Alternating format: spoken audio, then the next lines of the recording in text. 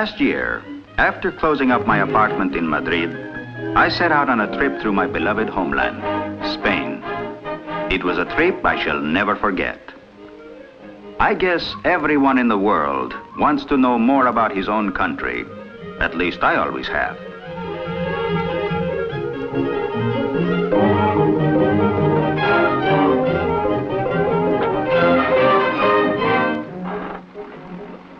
I wanted to become more familiar with the celebrations, festivals, art, and folklore. Not all of Spain is represented in this film, but in years to come, I hope to see a lot more of the beauty of my country. My first stop was Toledo. These gaunt faces, which have a somewhat melancholy look, belong to our forebears of the 16th century, when 100 years after the discovery of America, this country was part of the greatest empire on earth. Here, we see the chief personages of Toledo. They are attending the funeral of Count Orgaz, a famous nobleman of the city.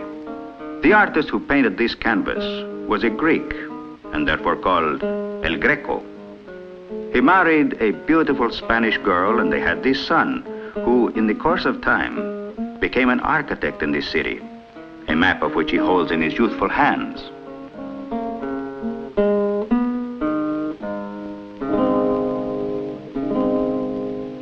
The city of Toledo has not changed a great deal since his time. In the shelter of its old walls, a multitude of handicrafts still linger on. And so it is with this old pottery studio, with its primitive foot-powered wheel and its clay kilns that provide a precise heat for the pottery.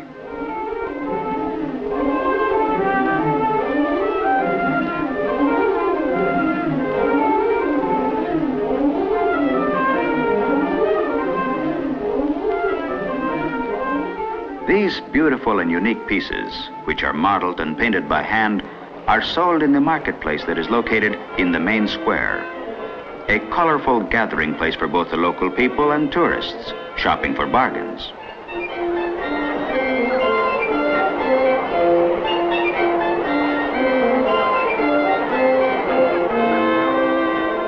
El Greco lived quite close to this market.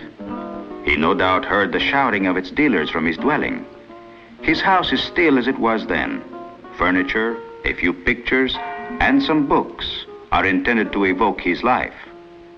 Perhaps he sometimes stopped work when he heard the sound of these bells proclaiming a wedding, or the beginning of a new life, such as the one these peasants are about to celebrate as they meet for the baptism of a child. For nearly 8 centuries, the Spaniards repelled frequent Moorish invasions from Africa. These invasions periodically devastated the country. Born of a need for self-defense, rose such cities as Avila, a town of renowned saints and enlightened gentlefolk, totally surrounded by walls and a strong line of defense.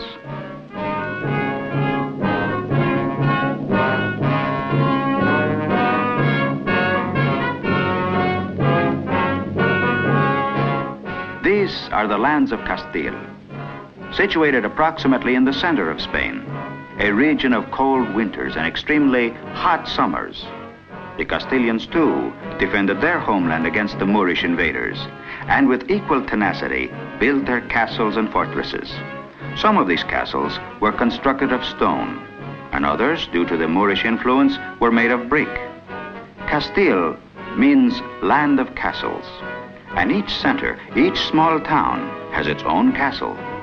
They no longer provide any defense, but are loved by the inhabitants just as if they were some aged kinsman, some forebear whose duty it still is to supervise the idling of the older people and the games of the children.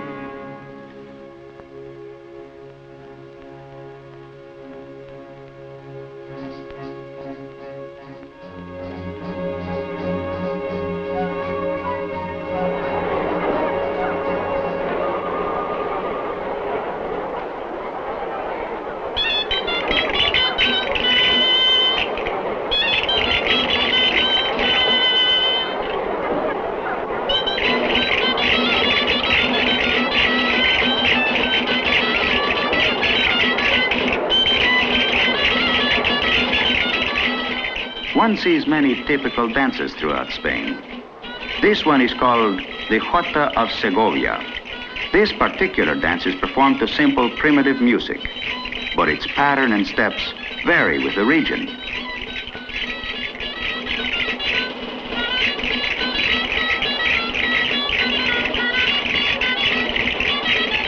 Further north, in the province of Navarre, is celebrated the festival of San Fermin.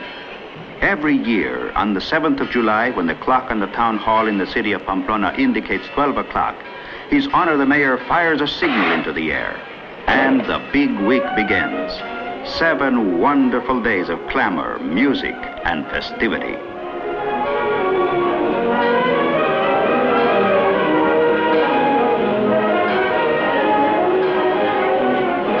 The town squares are filled. The whole city is out in the streets. Farmers, foreigners, and tourists from all over the world invade the city to witness a highlight of the festival, the running of the bulls.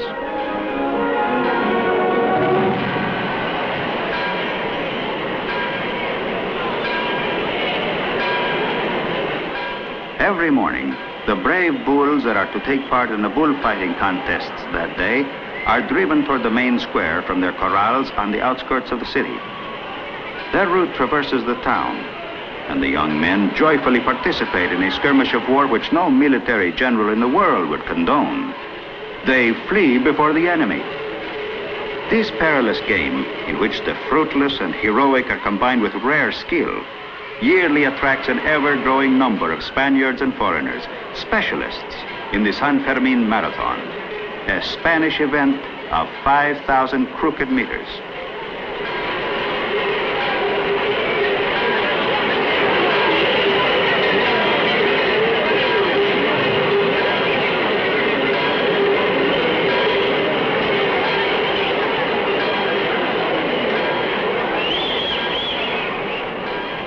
Later, heifers afford a full outlet for any bullfighting aspirations a young man might have.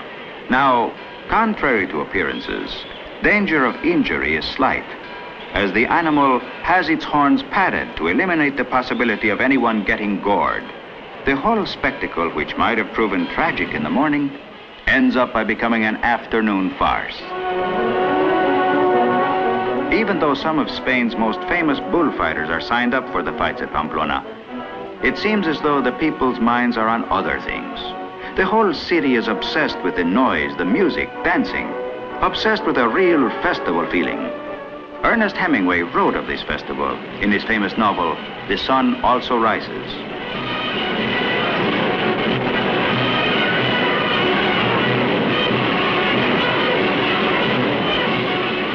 Hemingway later returned to the city of Pamplona, no longer as an unknown, but as its official guest. The crowds welcomed him by surrounding him in their dancing, just as they dance around the famous festival giants fashioned out of cardboard and wood. The crowds dance in the streets, the bars, and their homes. Although they may drop from sheer exhaustion, the next morning the festivities begin afresh. This, then, is the festival of San Fermin. 7 days of glorious sunshine, 7 nights of revelry. A joyful celebration up in the extreme north of Spain. After their festivals, silence again reigns in the ancient cities of northern Spain. Cities like León and Salamanca lie quietly in the shadow of their old cathedrals. Here, time seems to stand still. French and Spanish masters decorated these portals with images of saints and prophets, with figures of kings who lived their lives right here amidst these surroundings. For here met death.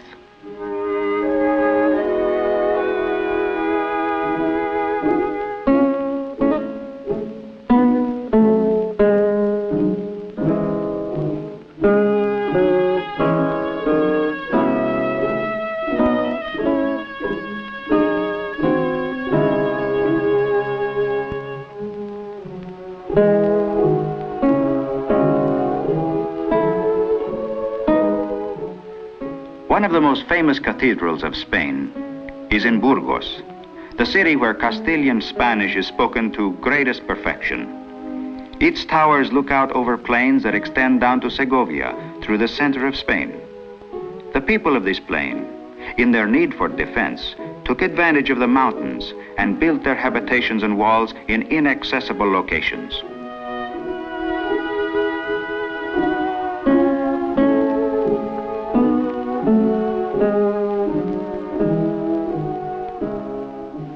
On crossing this plain, one can see cities that have taken up their vantage point on every peak or at every junction of rivers where access is difficult. A good example of a fortress city may be found here at Cuenca, east of Madrid, whose houses, hanging above the abyss, as those of the entire city do, would seem to rest there through a mere whim of nature. The best preserved aqueducts of olden times remain as a token of the Roman domination of Spain. Built stone upon stone, they still stand without cement or mortar.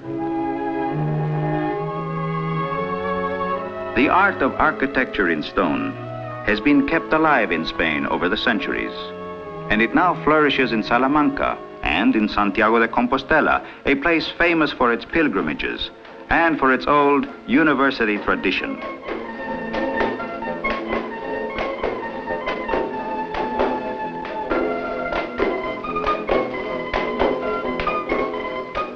Here, just as in centuries past, students occasionally don the old traditional costumes, and with the music of their guitars, violins, mandolins, and tambourines resounding through the streets, they search out the balconies for señoritas to serenade.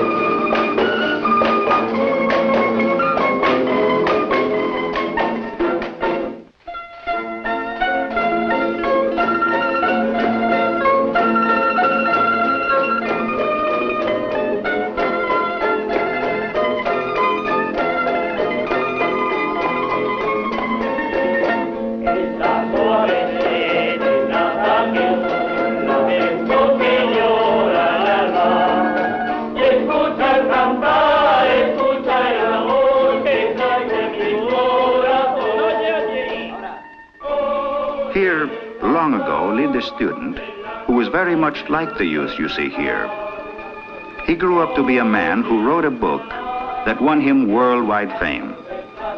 The book was called Don Quixote de la Mancha, a satire on all the silly romances of that period. The author was named Miguel de Cervantes.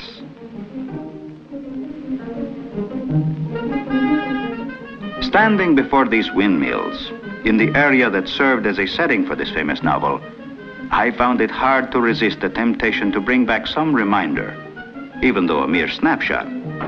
So I took it and went on my way, south, to that region in Spain which enjoys the most renown, Andalusia.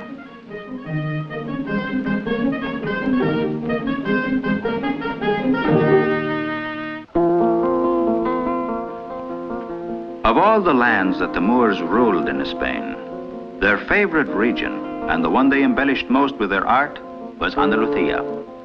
Granada was the last stronghold of the Moorish kings who ruled here from 711 until 1492. Seeing the palace of the Alhambra, its courtyards covered by arabesques repeating the name of Allah, and its fountains into which water from the Sierra flows, one can easily understand the nostalgia the Moors felt for these palaces once they had lost them.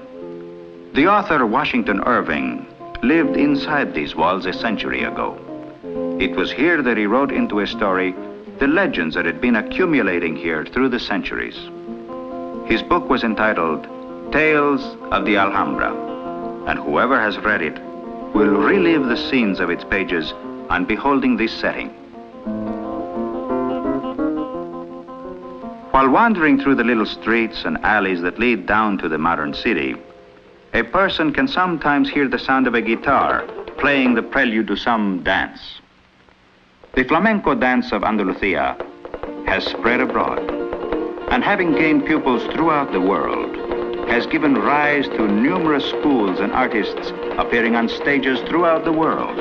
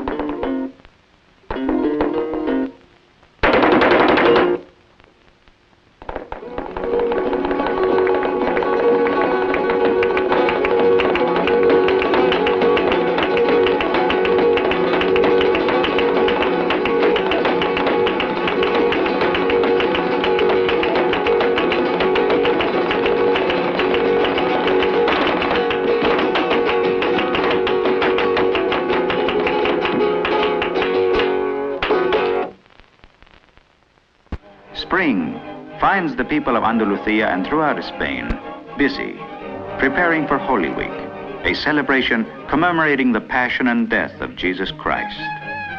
Here in Sevilla, Holy Week is celebrated with extraordinary splendor. The statues are kept in churches and monasteries not far from the famous Cathedral of Sevilla, whose bell tower, the Giralda, is one of the loveliest in all of Spain. The processions begin at dawn.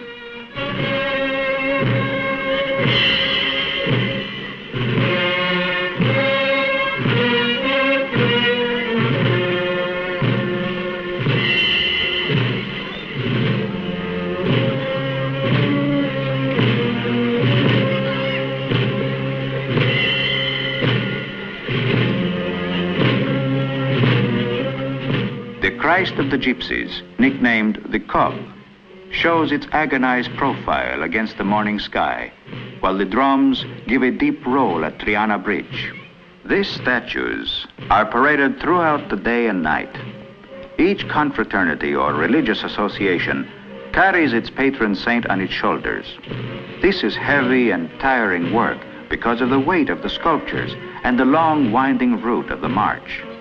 The men under the platform can see only a little strip of ground ahead of them, so are guided by a leader who directs them from the outside. When they can bear no more, the leader calls a halt.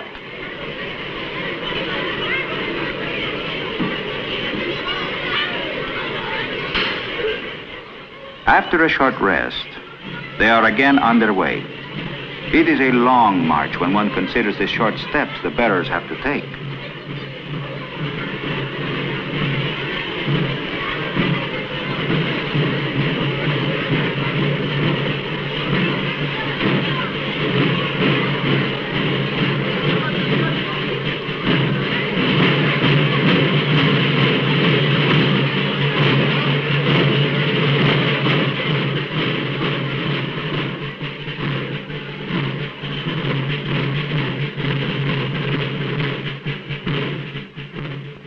The Virgin of La Macarena symbolizes the faith and devotion of all the people in Sevilla.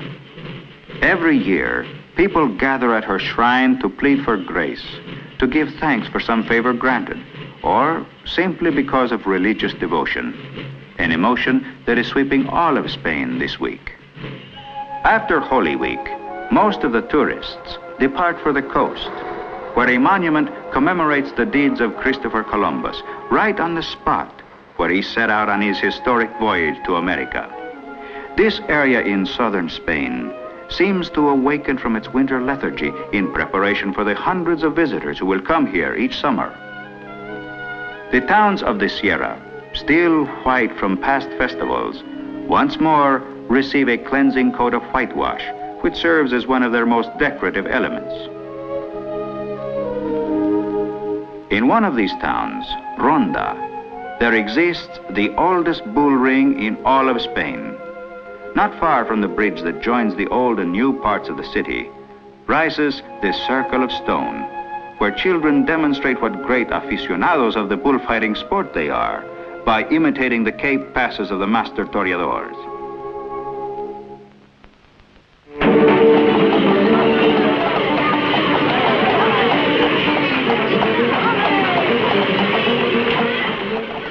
The bullfighting season begins with the April Fair.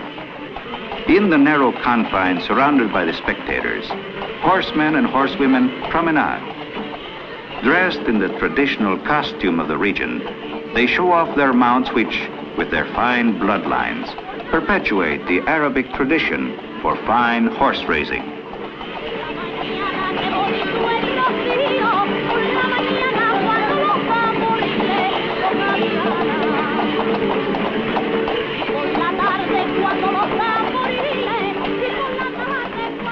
During the hours the fair is open each day, the city looks just as if the pages of history had been turned backward to the last years of the 18th century.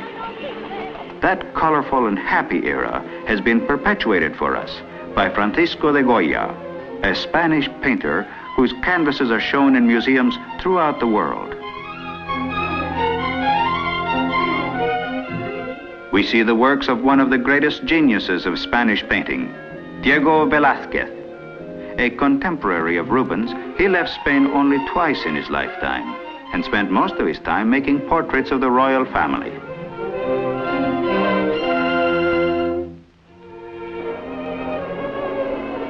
All of these famous works, as well as paintings by other celebrated artists, today hang in the Prado Museum in Madrid. Madrid, the capital city, is located in approximately the middle of the Spanish peninsula. It is a more residential type city rather than industrial. Situated at 2,000 feet above sea level, its 2 million inhabitants experience very cold winters, but in contrast, hot, dry summers.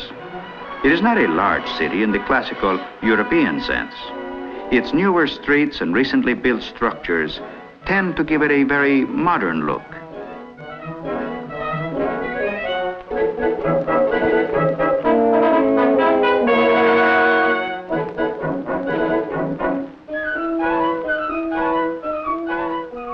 Many reminders of the past still remain, such as the Royal Palace, which stands majestically in the outskirts of the city.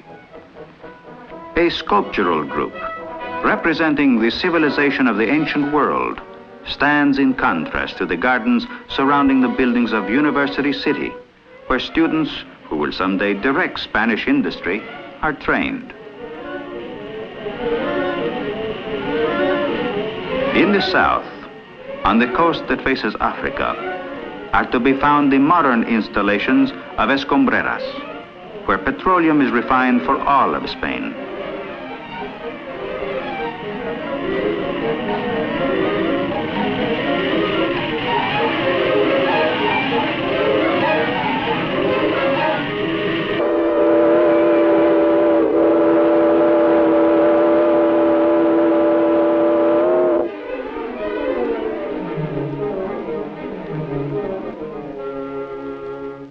As we go north toward Catalonia, this warm land, bathed by the Mediterranean Sea, becomes the most cosmopolitan tourist center of Spain.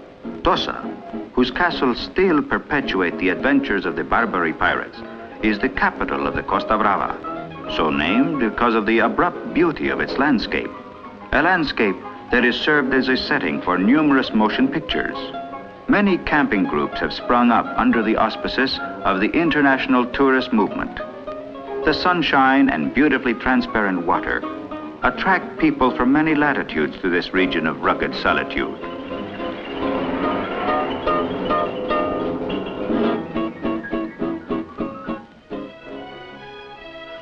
My trip ends in Barcelona, which is one of the major industrial and business cities of Spain. Spain, a nation that is erecting on its past a future, which the Spaniards of today desire to experience tomorrow.